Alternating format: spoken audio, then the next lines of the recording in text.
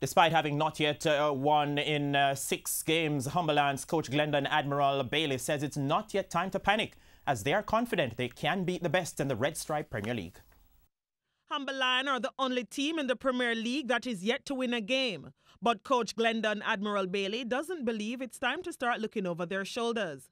They suffered their 3rd defeat of the season last week when they were beaten by newcomers Dunbeholden. However, Bailey says this week's game against second-place Mount Pleasant is the test they need to get their campaign firing. Maybe we need a strong opponent to wake us up. So, I think going to Mount Pleasant, it would be a different mindset in terms of the players know the quality team that we are going to face. And, hopefully they'll be ready for that. There is one word to describe Waterhouse and ARNETT Gardens' season so far. That's inconsistent. The two are struggling to get a decent run with defeat following almost every win, leaving ARNETT on 9 points and Waterhouse on 8. They will meet at Drewsland with ARNETT's coach JEROME WAITE believing his defenders will be the key in the result of the game.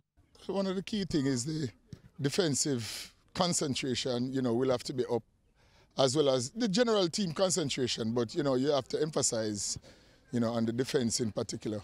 Outside of that, this fitness level is still not where it ought to be at this time, but we're still working. Premier League football will have a new home as Dunbeholden will open the gates of Royal Lakes Complex in Portmore to CAVALIER. With their win over Humberland last week, Dunbeholden should be on a high on home turf.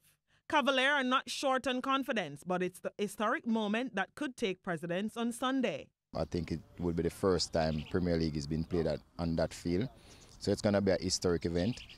We have prepared this week, but we are very wary of Dunbeholden because they actually beat Mount Pleasant in a game before, and they have also come back and beat Humberland. So it tells you that they have some quality and they can be dangerous. Harbourview can expect more problems when they play away to TIVOLI Gardens at the Edward Seaga complex.